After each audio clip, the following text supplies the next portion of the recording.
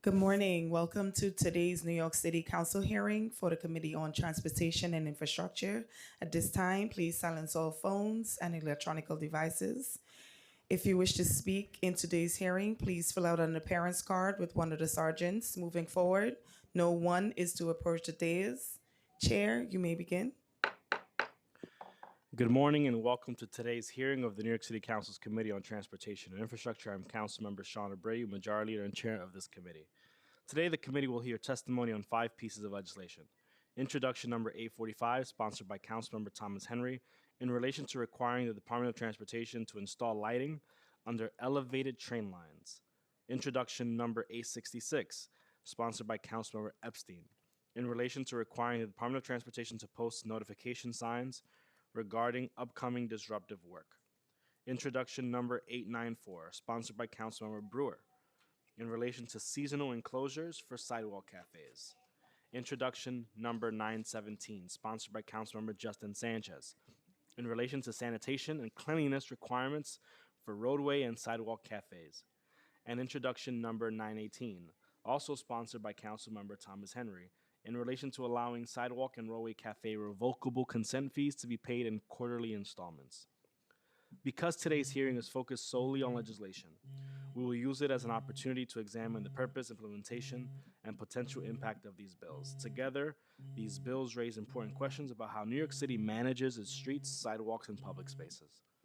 Whether we are discussing lighting beneath elevated train lines, public notice requirements for work on our streets, or the cleanliness, affordability, or seasonal availability of outdoor dining, the issue at the heart of these bills is how to make our public spaces safer, more accessible, and better maintained for everyone. I look forward to hearing from the administration about their views on these bills, including any operational or fiscal concerns, as well as any recommendations on how these bills could be improved.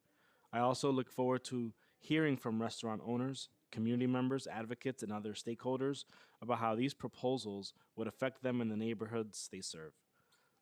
Before I hand it over to my colleagues to speak on their bills, I would like to thank my staff and the committee staff for their hard work in preparing for today's hearing. Jaleesa Quigley, my Deputy Chief of Staff, Theodore Miller and Sierra Townsend, counsels to the committee, Kevin Katowski and John Bazile, Senior Policy Analyst of the committee, and Sarah Swain and Natalie Meltzer, staff to the Committee on Consumer Worker Protection, who have been instrumental in developing the Council's outdoor dining legislation. I'd also like to give a special thanks to Adrian Japal, who has been the principal financial analyst of the committee for several years, for his commitment, savvy, and unfailing good humor in working to better this committee, the council, and our city. Adrian, thank you for your service and good luck in your next endeavor. We miss your bow ties. I will now pass it over to my colleagues to speak on their bills, starting with Councilmember Gail Brewer.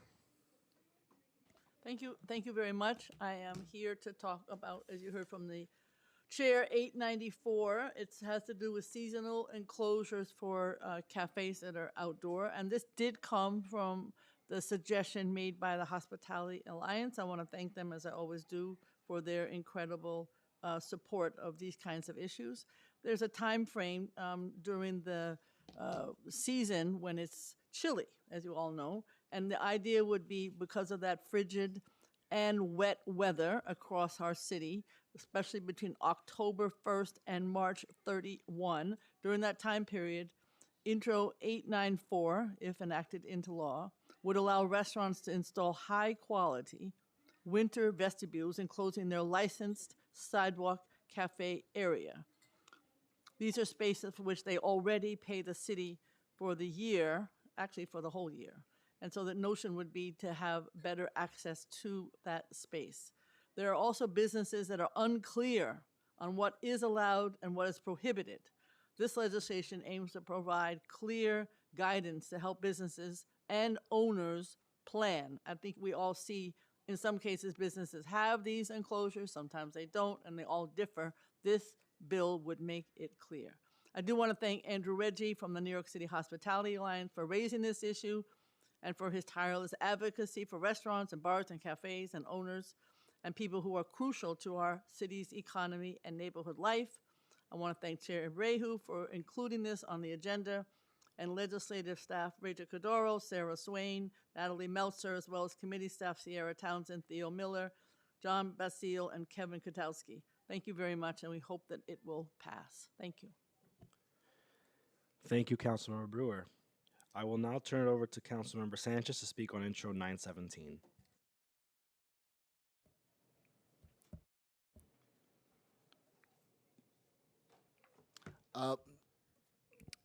Intro 917, first and foremost, I want to thank the chair and all of the committee staff for having this on the agenda today. We're really excited to hear more about how this bill can help actually improve cleanliness standards across the city as we roll out outdoor dining. And we look forward to hearing a substantive question and answer period. Easy. Thank you, Councilmember. I'll now read Councilmember Epstein's remarks on introduction number A66. Thank you to Chair Abreu and all my colleagues for the opportunity to hear my bill, Intro A66, at today's hearing. My office has already had discussions with DOT and will be moving forward with amending this bill to require the entity obtaining the permit, not a DOT, to put up the signage. We all know the feeling. You wake up to unexpected noise coming from the sidewalk below.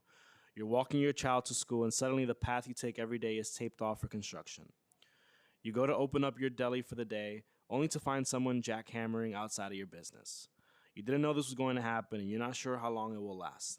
This type of disruptive work presents additional challenges for individuals who use assistive mobility devices who may struggle to get around if their typical sidewalk route is changed.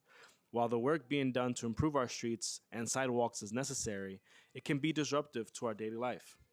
It is critical that all New Yorkers have access to the information necessary so they can plan ahead for when construction projects arise. My bill, Intro A66, addresses this all too common occurrence by providing New Yorkers with posted signs within a 500-foot radius of the location of planned disruptive work at least 48 hours before the work is scheduled to begin. It would also include contact information, ensuring the public knows who to talk to about the work if there are questions or concerns. Constructions can be disruptive to surrounding residents, schools, and businesses. It is important that neighbors have advance notice of disruptive construction so they can make necessary plans. This bill is about increasing transparency between city agencies and residents and increasing accessibility in our government system. I look forward to hearing feedback about this bill, about how we can make our streets more accessible for everyone. Thank you. That was a statement by my colleague, Councilmember Epstein. And I'd like to recognize the colleagues who have joined us today, Councilmembers Brewer, Wong, Krishnan, Justin Sanchez Lewis, and Thomas Henry. I will now pass it over to my colleague, Councilmember Thomas Henry, to speak on her bill. Ooh, thank you, Chair. I just need 1 second.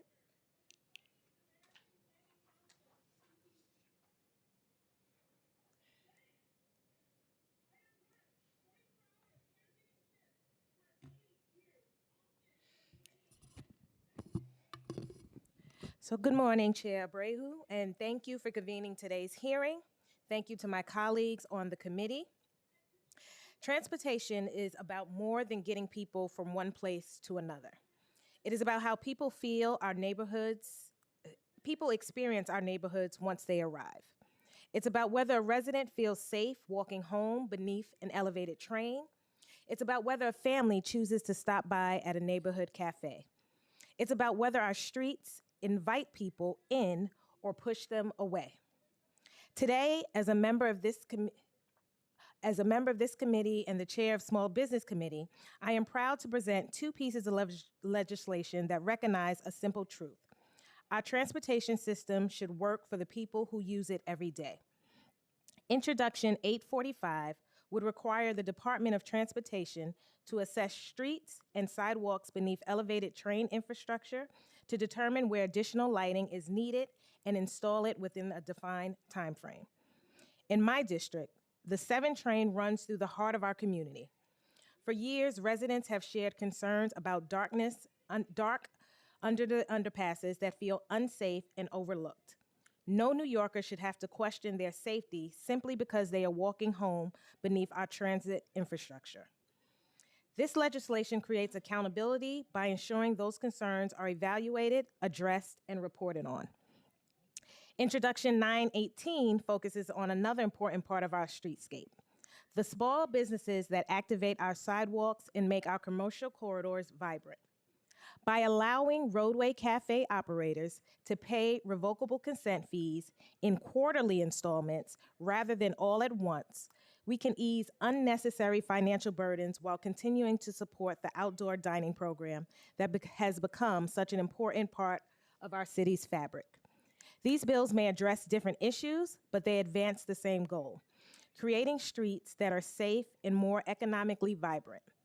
That is the kind of transportation system we should continue building, one that moves people while also strengthening the communities they call home. Thank you, and I look forward to today's discussion. Thank you, Councilmember. I'd like to add that we've been joined by Councilmember Hanif on Zoom and Councilmember Dinowitz. Thank you, and I'll turn over to testimony from the administration.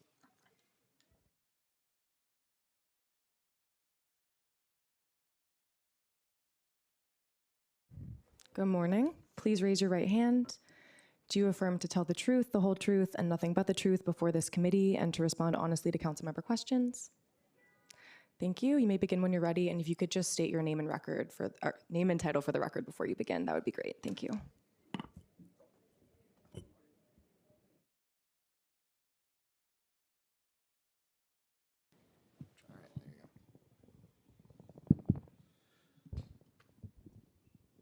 Good morning.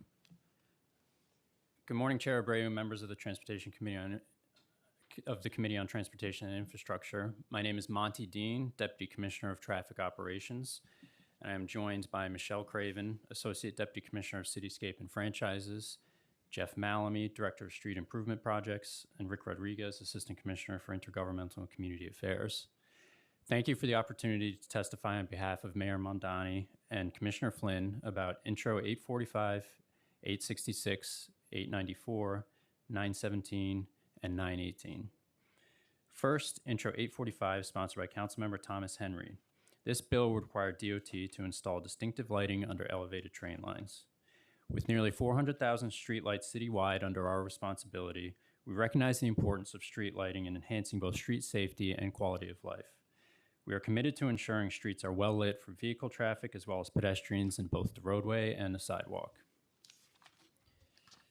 As a national leader in sustainable street lighting, our lighting studies are based on DOT standards. These standards include recommended practices and guidelines published by the Illuminating Engineering Society, the internationally recognized entity that sets recommended practices for lighting levels in various applications to ensure lighting standards are sufficiently addressed citywide. We are happy to provide a quick breakdown of how lighting is installed to provide more background. Based on study evaluations, we routinely make upgrades in any street reconstruction project. For installation, there are 3 ways we can add lighting, depending on where the lower lighting levels are located.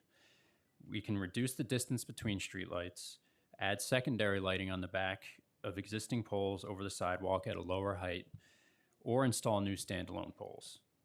DOT must consider various factors when installing lighting, including extensive coordination with contractors and utilities when working around obstructions caused by trees or hydrants and existing below-ground infrastructure like gas mains and electric ducts.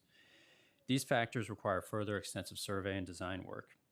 Installations can also require time-consuming and disruptive street excavations to lay new conduits and cables, as well as con-ed construction for new feeds. Our team works every day to make sure our streets and roadways are well lit. In 2025 alone, we enhanced lighting at nearly 2,500 locations across the city. Despite these efforts around the city, we hear from New Yorkers that they feel safer and more secure when streets and sidewalks under elevated train lines are more brightly lit. Lighting under elevated trains is uniquely challenging because the support columns create shadows and the elevated structures limit the height of the street light poles, and the elevated structures are not engineered to support additional loads. Further, high vibration levels can prevent the installation of DOT equipment. Along with the installation process, DOT has 2 categories of lighting we typically install: standard and distinctive. Any streetlight pole other than the standard steel, octagonal, and davit designs for city streets is considered distinctive. There are 7 types of distinctive streetlights, which are installed as part of streetscape projects and other elected funded initiatives requiring Public Design Commission approval. Due to the different funding streams and additional approval processes, distinctive lighting is generally more expensive and slower to implement. While DOT strives to be responsive in addressing community concerns regarding sufficient lighting, we have concerns with the bill as written. We are worried that this bill would have the unintended consequences of slowing down our ability to address lighting conditions by limiting us to distinctive lighting. We would be happy to discuss with the council how we can enhance lighting in your districts and welcome feedback if there are particular locations of concern. Next, Intro 866, sponsored by Councilmember Epstein. This bill would require DOT to post signs in advance within a 500-foot radius of a location of disruptive work. Disruptive work, as defined in the legislation, means work that is performed by DOT or pursuant to a permit issued by DOT that is expected to create street, sidewalk, or parking space closures, reroute traffic, relocation of bus stops or bike share stations, or work between 8 p.m. and 8 a.m. that includes noise, vibrations, or bright lighting. DOT already posts informational signs for long-term construction projects pursuant to existing requirements. We understand the need to communicate effectively to New Yorkers when there will be disruptive construction work. We believe that existing rules and current practices accomplish the goals of this bill while balancing operational needs. In addition to the informational construction signs, we have other tools in our toolkit to appropriately notify and involve communities within project areas. For example, our street ambassadors meet people where they are by discussing project impacts in communities on the street. We also deploy variable message signs when needed. Of course, we also are proud of the ongoing partnerships we have with the council and the community boards to utilize your networks to spread the word with residents about critical projects in your neighborhoods. Although we support the goal of the bill as described with our existing toolkit of communication efforts, we have a number of concerns with the current scope of the bill and would prefer to utilize existing requirements on construction signage to meet the intended goals. With affordability and project delivery a top priority in this administration, we would be wary of creating additional requirements which would slow construction and raise costs. We'd be happy to continue conversations with the council to identify the best way to implement notice requirements. Next, Intro 894, sponsored by Councilmember Brewer. This bill would allow sidewalk cafes to include removable vertical screenings and overhead coverings from October 1st to March 31st. We are thrilled with the significant interest in expanding the Dining Out NYC program, and we support the goals of this bill, as sidewalk cafes are already allowed to operate with overhead coverings and awnings pursuant to our rules, along with our sister agencies' requirements in specific instances. We have suggestions for how to include other winterization methods like vertical screenings and may want to modify the timeline so the requirements are in alignment with existing discussions on winterization for roadway cafes. We are happy to have more conversations with the council on how best to enhance the sidewalk cafe experience. Next, Intro 917, sponsored by Councilmember Sanchez. This bill would codify existing DOT rules pertaining to cleanliness standards for businesses operating sidewalk and roadway cafes. The bill would also raise maximum civil penalties to $300 for the first violation and $600 for second and subsequent violations at the same place of business. Prioritizing quality of life concerns is critical to the success of our Dining Out NYC program. We have been working to be incredibly responsive to complaints and carry out enforcement when necessary. The Dining Out NYC program requires durable, modular, and easy-to-clean materials for outdoor dining setups, establishes weekly cleaning requirements, and prohibits messy sand-filled barriers, which result in a dramatic improvement to the outdoor dining experience. Regarding the fine structure, we understand the desire to raise the fees, but believe it is important that all program violations related to non-compliance be treated uniformly. We look forward to working with the council to determine appropriate violation amounts. We are always striving to make the Dining Out NYC program the best it can be for New Yorkers and visitors, and we are happy to work with the council on this bill to strengthen cleanliness and sanitation standards. Finally, Intro 918, sponsored by Councilmember Thomas Henry. This bill would give businesses the option to pay revocable consent fees in quarterly installments. Along with addressing quality of life concerns, we are also working every day to help small businesses thrive through outdoor dining, a program that New Yorkers love and that restaurants depend on. We strive to make participation as accessible and streamlined as possible. Currently, restaurants must pay an initial revocable consent fee once their application is approved. Across the board for DOT programs, we require a one-time upfront payment for all revocable consents. Additionally, it has been DOT's experience that restaurants have a harder time meeting program requirements once they have been authorized to commence operations. We worry that if this new payment method was authorized, DOT would struggle to collect after the initial payment. This would not only leave DOT with a program deficit, but would result in new costs for the department and delays in application approval for the restaurants due to already limited staff capacity being shifted to chase down payments 4 times a year. While quarterly payments perhaps were necessary in the DCWP program when fees were notably higher, DOT charges far less for the revocable consent, making a quarterly payment less relevant. We share Council's goal to improve the application process and are happy to have more discussions with Council and stakeholders about adapting our program processes. In conclusion, I'd like to thank the Council for the opportunity to testify before you today. We would now be happy to answer any questions. Thank you. I'd like to acknowledge we've been joined by Councilmember Pirina Sanchez on Zoom, and I will turn it over to Councilmember Thomas Henry for the first set of questions. Okay. Thank you, Chair. So first, I'll start with Intro 845. What are DOT's current practices for improving street lighting, or more specifically, what criteria do you use to decide if a particular corridor will get standard versus distinctive lighting upgrades?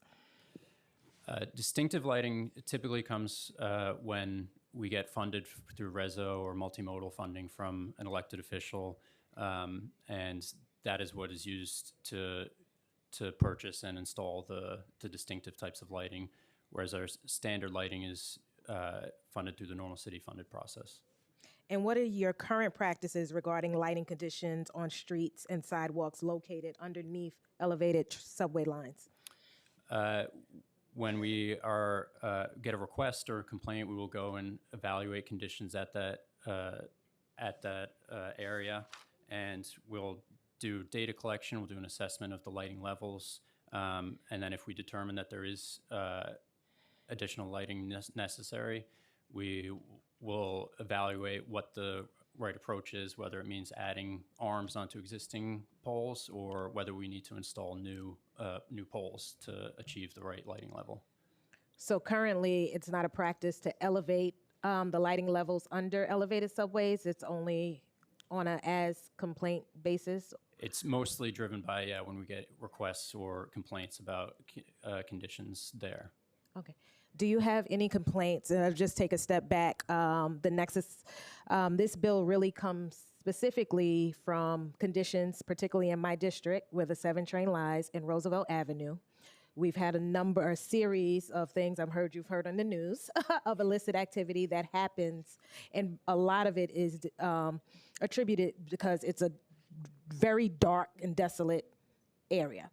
I know DOT has attempted some type of lighting. It hasn't been consistent. Do you know in particular about this corridor what that assessment was? I know there is one section, as you said, where we did come in and we added arms on the back of existing poles. If there are additional areas, we can certainly look at adding in other places. We can check where we've evaluated and what our determination was. We'd be happy to follow up on that. And my concern is, often our communities suffer in silence. The advocating usually comes from 1 or 2 people, but meanwhile, you have an entire community that's affected. So part of this bill, too, is really to assess those areas where you may have individuals who are not as vocal in advocating for themselves to make sure that they are safe in our city.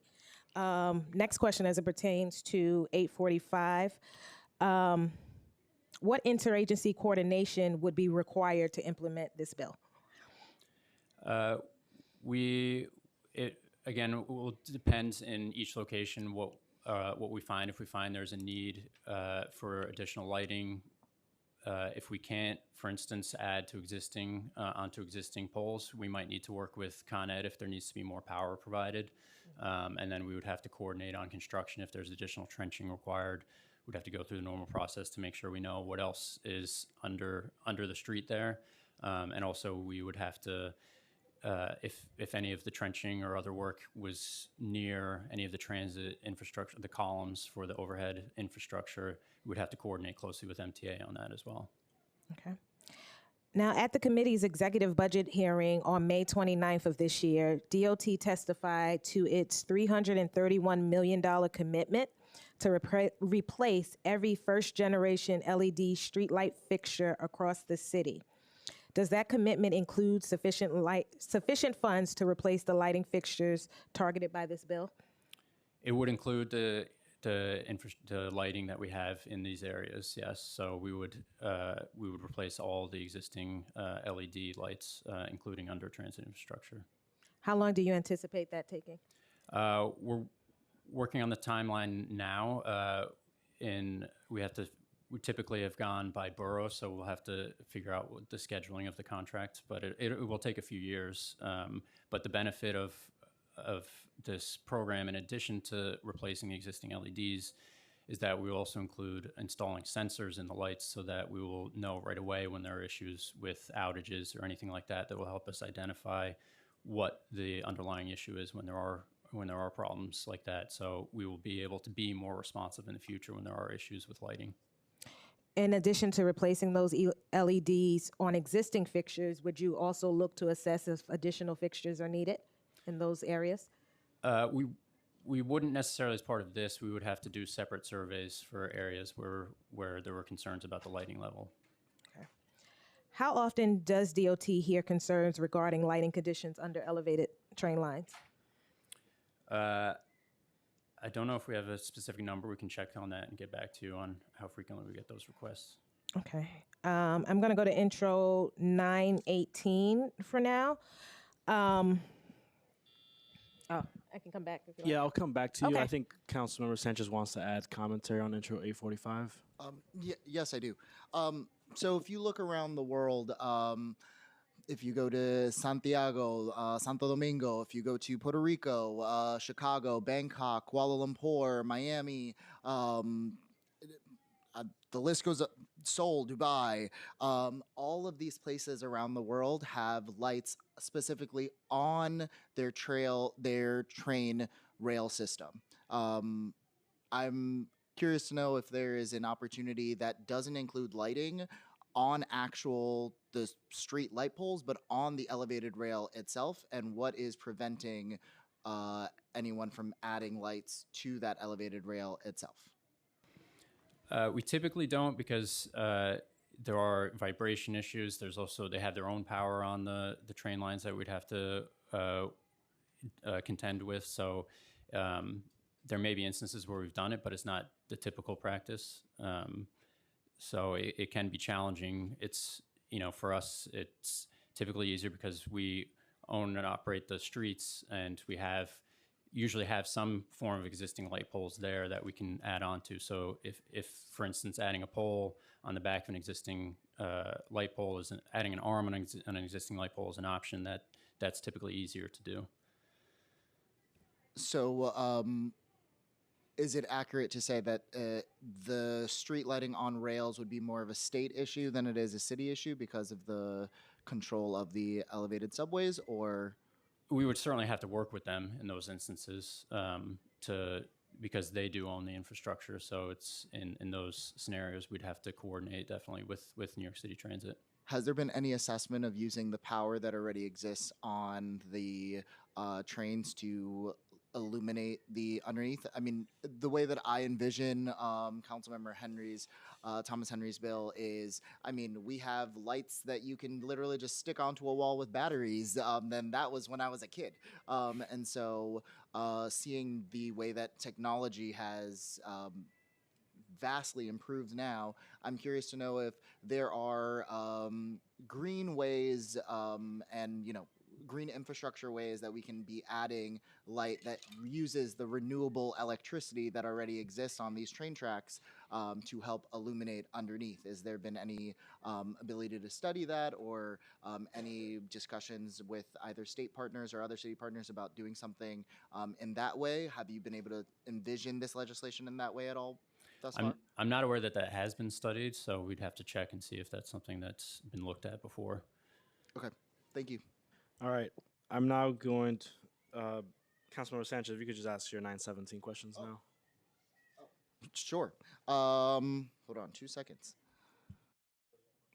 In terms of 917, so the DOT rule currently have the outdoor cafe operators keeping their area, I think it's 1.5, the area with a 1.5 foot radius. Right. How is that radius actually working? Does that work? And how was that 1.5 foot radius come to?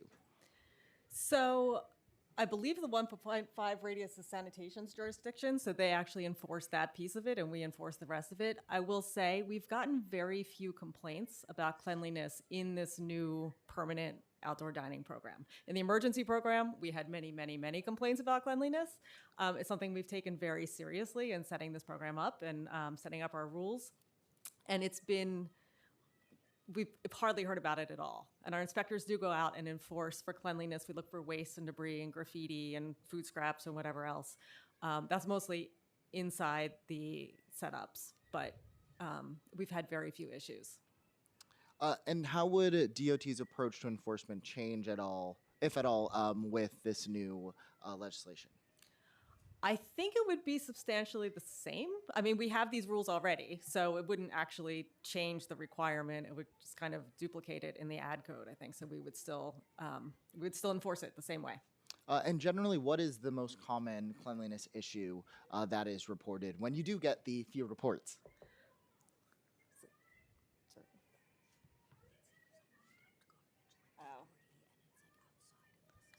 Okay, if someone dumps garbage or debris or something outside of the setup, is Great. the most common complaint. And how much does DOT anticipate it would cost to implement 917? I don't think it would really change things because, again, we already have these in the rules, so it would be the same requirements. Great, sounds like a great bill. My time's here's done. Thank you. Yeah. Councilmember Phil Wong. Yes, hi. Thank you, Chair. I would like to ask about the lighting specifically under trestles.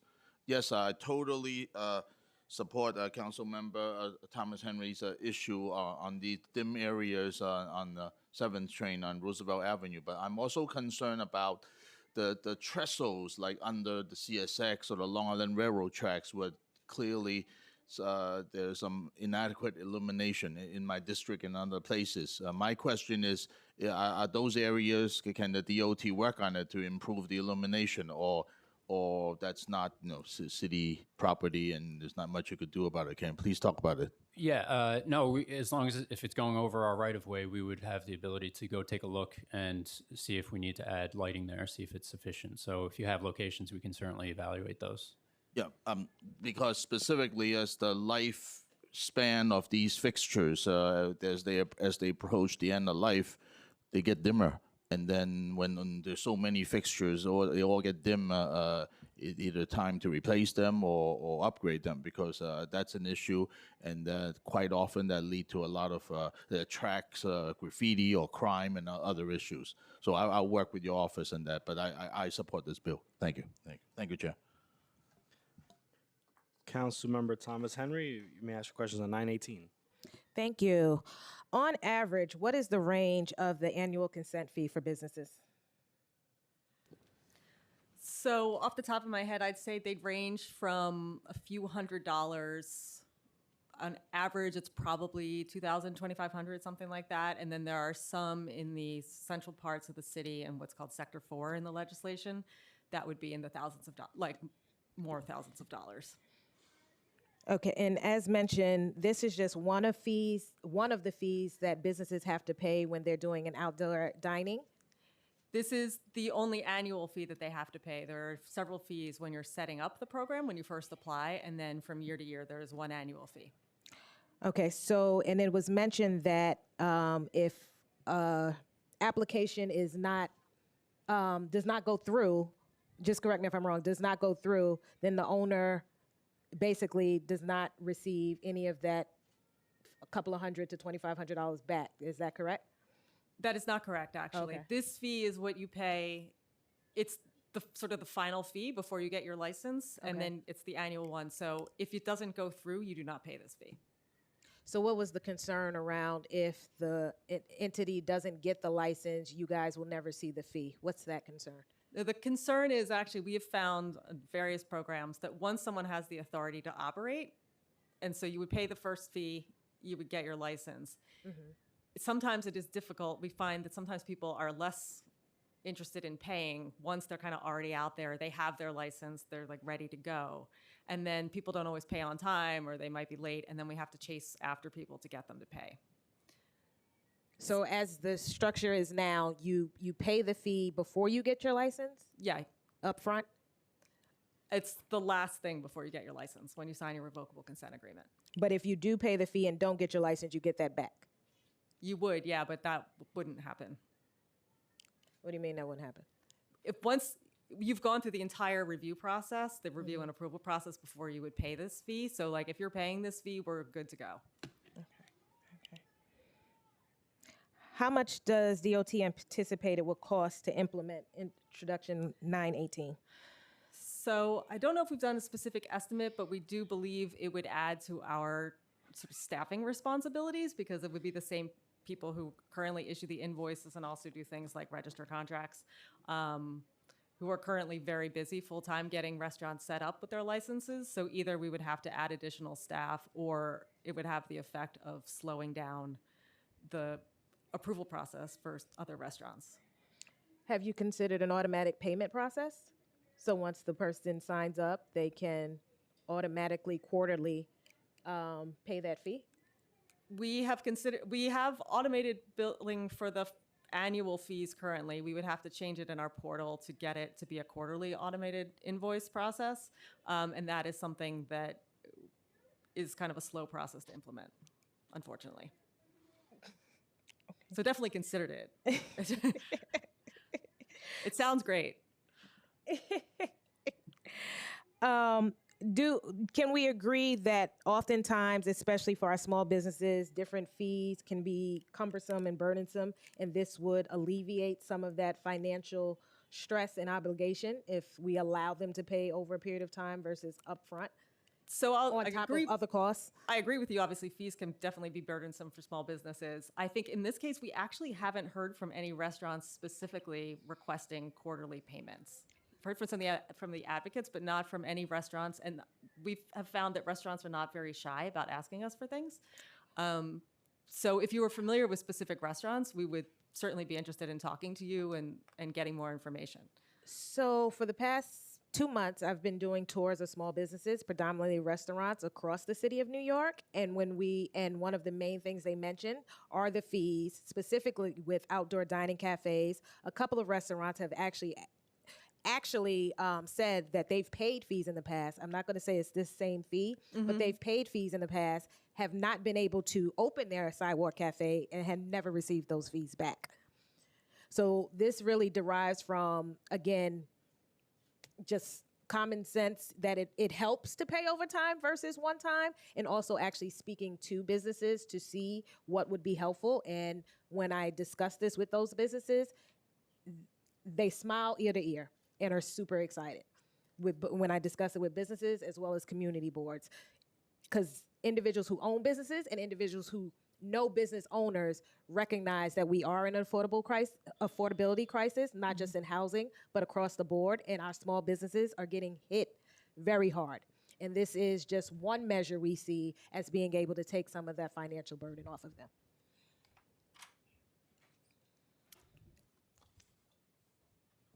Thank you, Councilmember. You have any more questions? You good for now? Councilmember Marta, you have questions? All right. Regarding Councilmember Wong, go ahead. Thank you, Chair. Regarding replacement of fixtures in my district, because I work for my predecessor, Robert Holden, and I handle constituent services. When we make a request to either repair or replace a burned out a street lamp or like a fixture that's on a trestle, it takes a very long time just to get a reply. Is like I myself follow up on the case. It took 3 months for me to get a reply that, okay, we'll work on it. Can you talk about it? Why does it take so long? Because constituents are concerned when you have, say, you live in a residential block and one street light out, they feel very unsafe when that happens. Please talk about it. Certainly we can make sure we're getting a reply back sooner than that. It shouldn't take so long, certainly, to let you know that something's being worked on. As far as the repair itself, it can vary. Typically, our contractors have 10 days to sort of evaluate and either make the repair or determine if something more substantial is necessary. So sometimes it's a fairly simple matter, like you said. Sometimes it's just a burnt out fixture that needs to be replaced. Other times there might be more extensive issues with the wiring or maybe with the Con Ed feed. So in those instances, it can take longer to make the actual repair. But we can certainly make sure that we're at least keeping you informed on when those issues arise. Okay, thank you. Thank you, Chair. Yeah. Thank you, Councilmember. Regarding Intro 894, I know that you're mostly supportive, but wanted to ask, how much does DOT anticipate it would cost to implement Intro 894? I don't know that there are any anticipated costs. I think we just say, you know, as I'm sure you know, we're having larger negotiations with the council about other outdoor dining bills, including winterization of roadway. And something that we're doing right now is like we're taking a hard look at our rules to figure out what restaurants would need to do on the roadway to be able to winterize their setups without going into like a full-scale shed situation like we had in the pandemic. And I think we want to take a look at this for sidewalks as well and maybe treat the two similarly so we can have consistent standards for both. Thank you. Now I want to just pivot to my last set of questions on Intro 866 regarding Epstein's bill requiring DOT to post notification signs regarding upcoming disruptive work. This bill would require signage for work that would cause a disruption for at least 7 days. What public notice does DOT currently provide for work that will cause disruption for at least 7 days? Are there issues in the process that could be fixed? Hi, yes, thanks for that question. So I'm Jeffrey Malamy, Director of Street Improvement Projects. Happy to give you a response there. So currently there's quite a lot that the agency does to notify the public of projects, when they're in the the project planning phase through, meetings with elected officials and their staffs and community boards and other stakeholders that we're aware of. And, those iterative processes like lead to, improving the performance of the projects that we're designing. Once we get closer to implementation, there's a lot more notification that we do, again, through the elected officials' offices and community boards. We post what's happening here flyers, which are, kind of plain language, very easy to read, non-jargony, that we put up along the corridor in advance of construction. We also share those electronically and appreciate the work that you and your colleagues do to amplify those messages to let even more of the community know that work will be ongoing. We also have a street ambassador program because we know not everyone has the time or the flexibility to be engaged in community board meetings or to attend workshops. So those folks often set up on the street by really popular pedestrian hubs like and around bus stops and subway stations and outside grocery stores so that New Yorkers just in the regular course of their days can happen by, learn about an upcoming project. They can talk with the street ambassadors who can answer their questions, or if they're pressed for time, just pick up a pamphlet or a flyer and learn more about the project on their own time.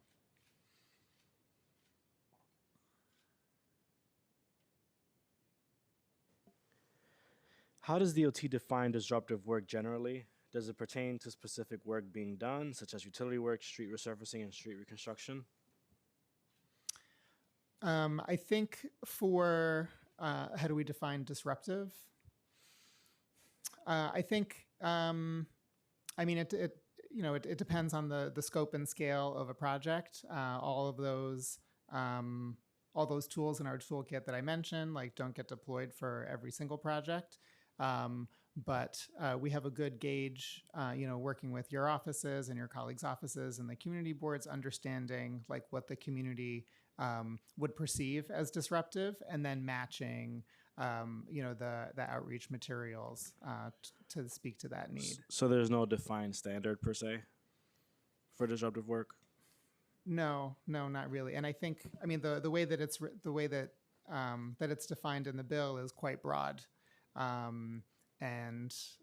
So kind of requiring, signage to that extent for for like the minimal interruption as described in the bill is seems excessive to us and would But get you're in the way of but you're, delivering. you're open to having conversations on defining that and what would trigger a notice.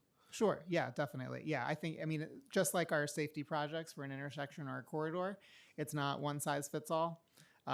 So it really depends on, the makeup and the interest of the community, and how best to notify members of ongoing work, the scope and scale of it. So we're happy to work with your offices, to define that. I'm sure the council members is up for working with you guys on that. What role do contractors or utilities play in ensuring that these notification signs are put up? So certainly, we have a number of notice requirements in statutes and in rules that non-DOT partners like contractors are required to install along the corridor of a project or of their work. How much does DOT anticipate it would cost to implement Intro 866?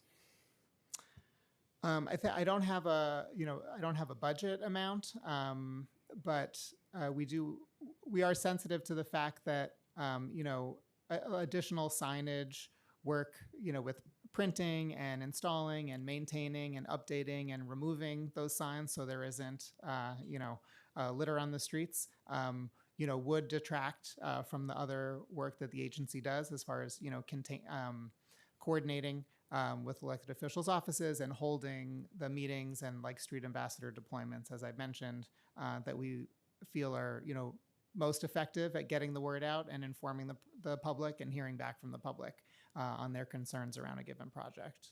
So we're sensitive to those trade-offs. Thank you. Councilmember Marte? Thank you for being here. I just wanted to clarify one of the points that you made. You said that in regards to Brewer's Bill 894 and the winterization of Sidewalk Cafe, you mentioned that you wanted something that could be replicated on the roadside.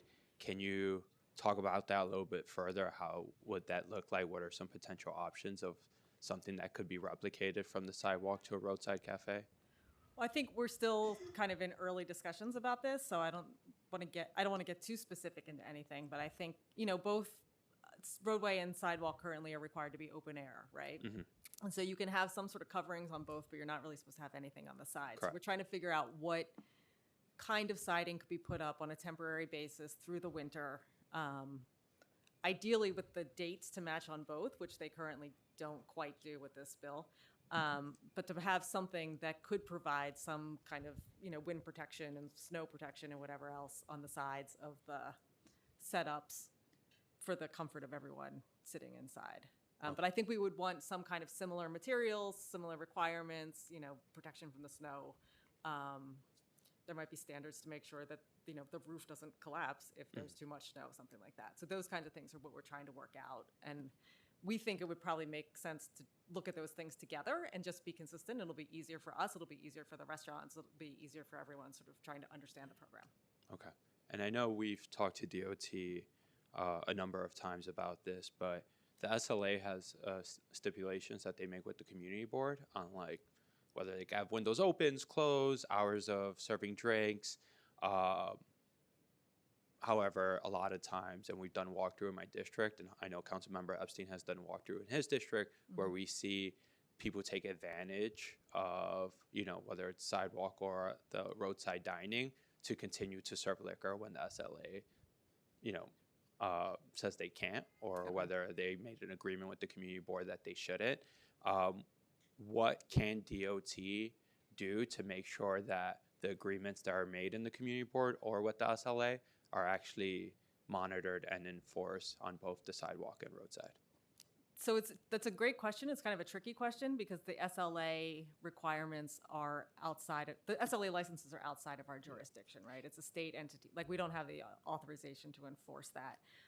And so I have a quick follow-up. So because they do a lot of stipulations with the community board during the SLA process of how an establishment is going to function and look like, would DOT be able to respect or promote or advocate to the owner of that establishment to do stuff in accordance to those agreements that have been made in the past? I think it would depend at a minimum on what those requirements were, what those stipulations were, because I know there's certain language in the legislation that prevents us from enforcing certain things like hours of operation. And those agreements, some of those stipulations I understand are things like hours of operation, and they wouldn't necessarily align. And so anything that conflicts with the legislation or the rules, we would not be able to enforce. Thank you. Councilmember Phil Wong. Yes, you were mentioning about street ambassadors. Can you talk about like how often they come visited? Because I've never seen mine. If you can tell me who's the street ambassador in my district, I would certainly like to reach out to him or her. Got it. Okay. Yeah, happy to talk about that program. So they serve all 5 boroughs, and it's a team of like 12 to 15, and so they're deployed kind of throughout the city on a project by project basis. We between our DOT project managers and the borough commissioners' offices strategize about when and where. To deploy the street ambassadors, whether they're gathering feedback from the public or explaining a project that's soon to be implemented. So I'm not sure. Like I could get back to you on projects in your district. I would certainly need the ambassador around when there are major projects in my district, and there were several of them, and I haven't seen any ambassadors like collecting feedback. I had to do that. All right, so I welcome the ambassador to my district at the next project. Thank Got you. it. Okay. Thank you. Thank you, Chair. Thank you, Councilmember Wong. I want to go back quick to intro 845. In your testimony, you said that DOT upgraded lighting at more than 2,500 locations across the city in 2025. How many of those locations were under elevated train lines? We'll have to get back to you and check on what the breakdown is of that. Please do. Thank you. I have no other questions to ask. So this hearing is hereby adjourned. Thank you very much. Sorry, not this hearing, this portion of the hearing. You're excused.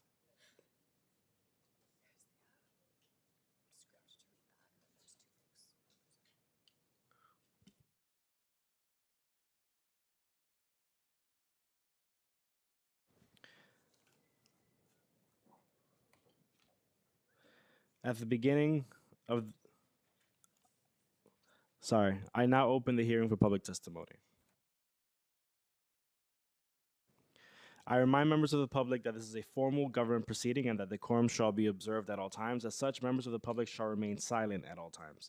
The witness table is reserved for people who wish to testify. No video recording or photography is allowed from the witness table. Further, members of the public may not present audio or video recordings as testimony, but may submit transcripts of such recordings to the Sergeant at Arms for inclusion in the hearing record. If you wish to speak at today's hearing, please fill out an appearance card with the Sergeant at Arms and wait to be recognized. When recognized, you have 2 minutes to speak on the legislation being heard today. If you have a written statement or additional written testimony you wish to submit for the record, please provide a copy of that testimony to the Sergeant at Arms. You may also email written testimony to testimony@council.nyc.gov within 72 hours of this hearing. Audio and video recordings will not be accepted. Now I'm going to call the first panel, Andrew Ridgey and Vinnie Dons.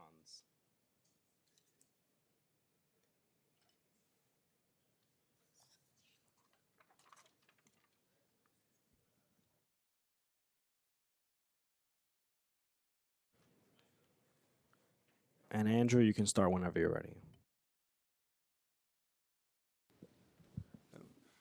Good afternoon. My name is Andrew Ridgey. I am the Executive Director of the New York City Hospitality Alliance. We represent restaurants, bars, and nightclubs across the 5 boroughs. Thank you for hosting today's hearing. I'm going to testify on 3 bills, Intro 894, 917, and 918. I've also submitted written testimony. First on 894, seasonal enclosures for sidewalk cafes. Restaurants are paying the city for a year-round license for their sidewalk cafes, but as mentioned earlier, during the more inclement, months, they're unable to really utilize that space even though they're paying for it. So As Councilmember Brewer mentioned, we would like the ability to use high quality winter vestibules. You have seen restaurants that have used them in the past.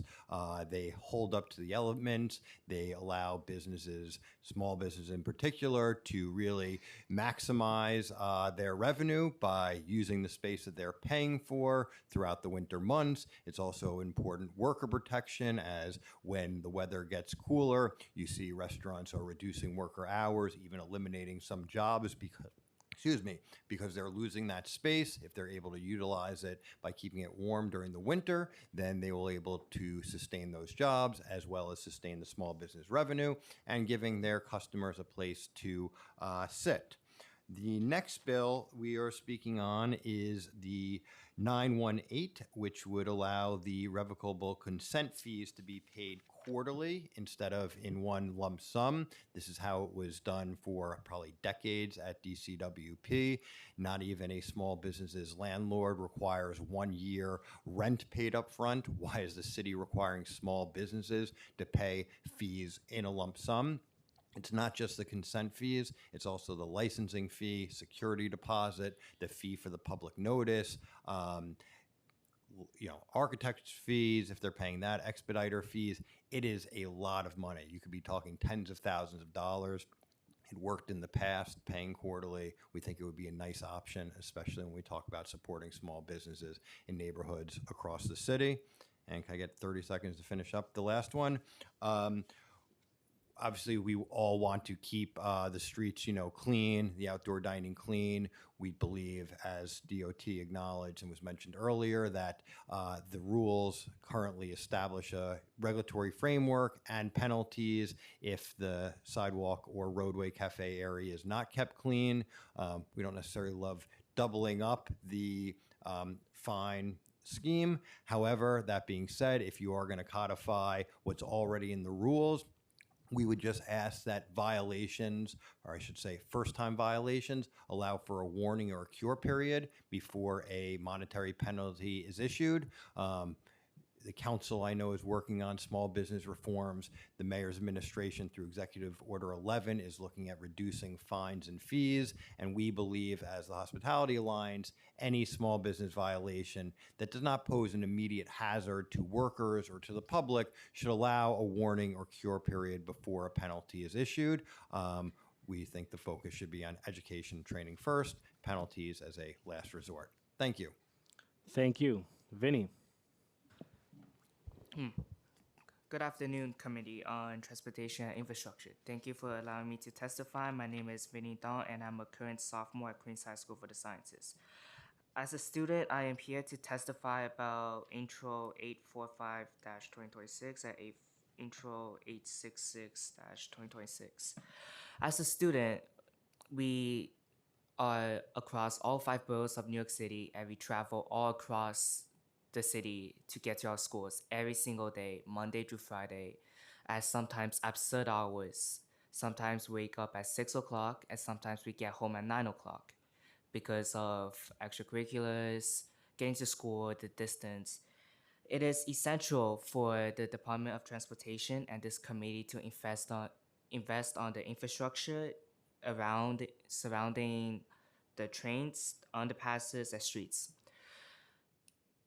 When winter comes and the daylight time shrinks, sometimes it gets dark at around 6 or 7. When streets get dark, stuff happens. It's well reported in analytics, it's well reported in crime reports, and when streets are unsafe, parents cannot assure that their child will come home safe either. No student should have to give up their access to extracurricular activities or DYCD programs or any other programs they do outside of school simply because transportation is unsafe or uncertain. Additionally, I would like to branch out this issue more than infrastructure. Sometimes when transportation is delayed or uncertain, or when the roads are uneven, it poses a significant threat to students, especially those with disabilities. Thank you.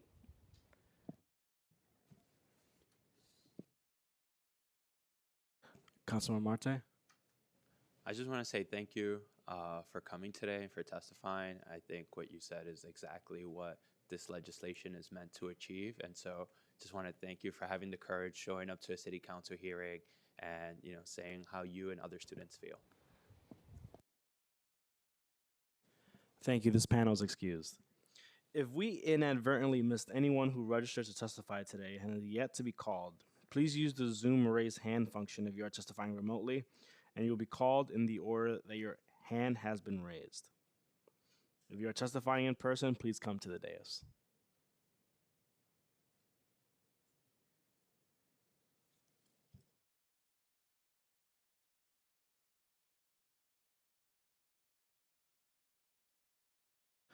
I will need you both to fill out an appearance card. Thank you.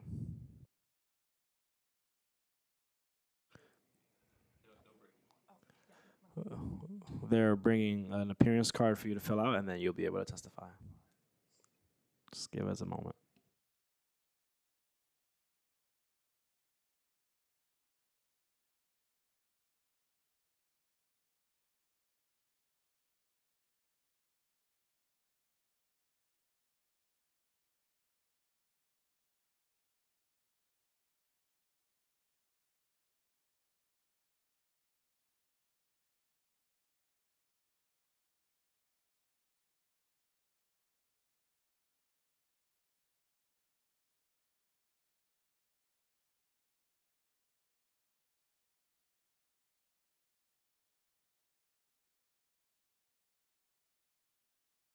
All right, Blake Walker. Please turn on your mic. You're fine. Hi, my name is Blake Walker. I live in Park Slope, Brooklyn, and I'd like to speak about a different infrastructure issue. So, at the start of each summer, my dad and I ride our bikes from Prospect Park to Coney Island along the Ocean Parkway bike path. And embarking on a journey from a 585-acre urban park to the sea is an experience that's unique to New York City. But the problem is that there's a lot of missed potential to extend this opportunity to the 10 million people who visit Prospect Park annually, as many locals and virtually all tourists are actually unaware of the opportunity. So on this year's bike ride, my dad and I decided to further our little biking exploration by figuring out a way to connect Coney Island to the Shore Parkway bike path. So we rode along the waterfront at Coney Island to Owl's Head and Bay Ridge before taking the New York City Greenway bike path to another protected path along 4th Avenue, then turning onto 15th Street before returning to Prospect Park, which effectively created a loop. And the loop was an obvious missed opportunity for New York City to capitalize on bicycle tourism. And the current problem is that this loop that I just spoke of, which connects a lot of historic locations and beautiful landscapes, is disconnected. And the infrastructure is in place, but the signage is not. Like, there's no signage on the bike paths to effectively guide riders. And although some locals might be able to figure it out, a lot of tourists are just not going to even try. So simply closing the loop by adding signage and calling it something like the Prospect Park, Coney Island, Bay Ridge Loop would allow Brooklyn to capitalize on the $150 billion a year in bicycle tourism that's generated. And it would also, sorry, Cav, 1 second. And it would also enable all of Brooklyn to benefit from the tourism, which often stays centralized in affluent neighborhoods currently. Thank you. Thank you so much, Blake. I really appreciate you coming to testify today. And thanks for having me. Of course, always welcome.